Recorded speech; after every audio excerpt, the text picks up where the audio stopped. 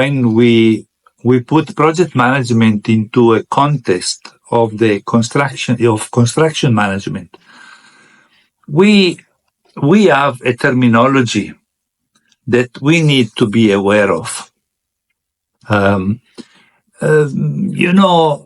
We got to understand what we are talking about when we are saying very specific things that they refer to our job.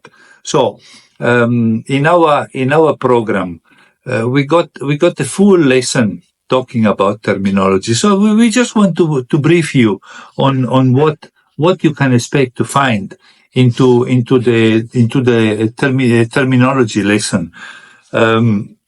We will certainly expand on ISO, so International Standard Organization. We got any aspect of project management.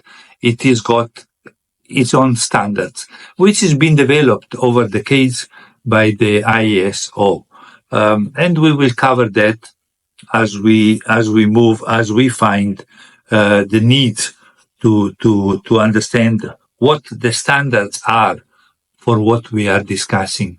We might be discussing project management generally, and there is a standard. We might discuss about risk management, and there is a standard. We might discuss quality assurance, and there is a standard. So that is what I'm trying to say. Everything that we cover, it will give us a peace of mind that we are complying with the standard, and therefore we are going to know that we are on track. Then we will often learn here about PMI. PMI, it is a very important reference to project management. It is a Project Management Institute. It is a giant in the field of project management. It is the oldest, the most prestigious institution from the USA, in America, that has developed the principles of project management. And that was in the 60s. So it's over half a century ago. And it deserves all the respect that for the work they have done. And it is all over us. Then few decades later, we start hearing about Prince in the 90s. Then the project into a controlled environment.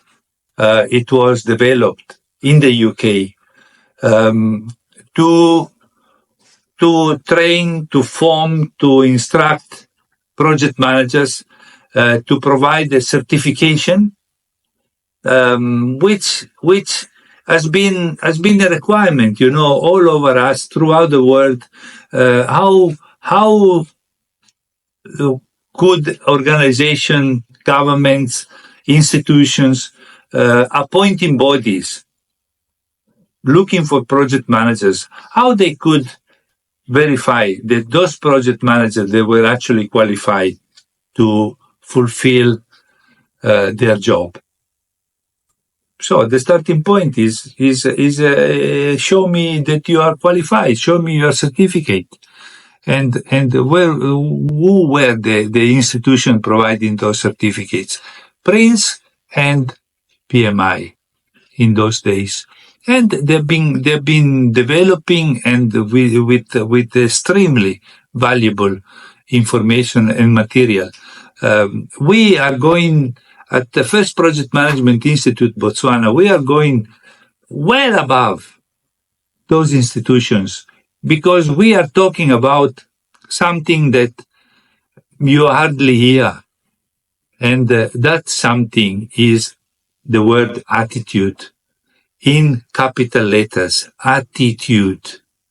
The certification, the education, the qualifications of a project manager, they are essential, yes. They are necessary, yes. But if that person doesn't have the right attitude, he will be a disaster. And everything you will touch will be a failure. I'm telling you now. So let us get the knowledge, yes, but let us also understand that it is, once you have the knowledge, which we take it for granted, then the attitude, and the attitude is not something that you can learn at school. You have to build it within one's self. Then another very important milestone in the terminology that we are going to hear about a bar chart, and probably most people will understand what we mean with bar chart. But what very few of those many people will know or will understand, that the bar chart comes from a very very valuable knowledge that is been given to us by generations of project managers, and it was invented, structured, developed by a certain guy, an engineer, an American engineer. His name is Gant, who passed away more than a century ago. And before he passed away, he managed to leave us with his studies on how to develop a project. So, bar chart, Gantt chart, it is a fundamental, it's a pillar in project management. In other words, it is a way to represent a project, whatever it is, on a sheet of paper. So we are going to take that project and we are going to describe it on that sheet of paper, and we are going to represent it graphically in a way that most people will understand it. It doesn't matter what education that person has got. Can be a doctor, a medical doctor, can be a lawyer, can be an accountant, can be an engineer. Makes no difference. A bar chart, it is something that is so simple, so simply representing the project that everybody understands what it is. Then obviously we will go into our terminology, the topic of terminology. We are going to go into, for example, the CPM, which represent the critical path method. We are not going to get into details here, but is what you can expect to be covered deeply, comprehensively. WBS, work breakdown structure, is another piece of terminology that it is you can expect to put a lot of effort in understanding what it is and what is that it does for us to facilitate our planning, our forecasting. Then you got task work. Task work is another huge one. Really, most of the time is misunderstood. Task work, it is understood as to be a way out of problems, which is not so. Absolutely is not so. Task work, it is a science. Through our program, our participants, our students will appreciate how important science is, the science of task work, to know how to negotiate task work. So that is what you can expect us to cover. And then the sequence of events. Sequence of events is basically